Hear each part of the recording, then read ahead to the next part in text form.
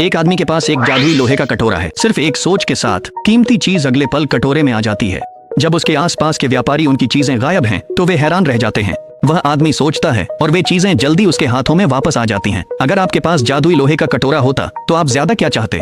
असल में 5 दिन पहले यह आदमी कबाड़ इकट्ठा करके अपना गुजारा कर रहा था। उसने सिर्फ 50 खर्च कर एक बूढ़ी औरत से एक साधारण दिखने लोहे का कटोरा खरीदा था। लेकिन जब आदमी की उंगली कटोरे के किनारे से कट गई और उसका खून कटोरे के तल में टपक गया, तो कटोरे की अनंत स्थान शक्ति सक्रिय हो गई। जब वह घर पहुंचा तो आदमी ने लोहे के कटोरे को पानी से धोने की, लेकिन उसने देखा कि वह कभी भर नहीं सकता। जैसे ही वह उलझन में अपना सिर खुजला रहा था, लोहे का कटोरा सुनहरी रोशनी से चमक उठा। एक रहस्यमय आत्मा प्रकट हुई और आदमी को एक किताब दी।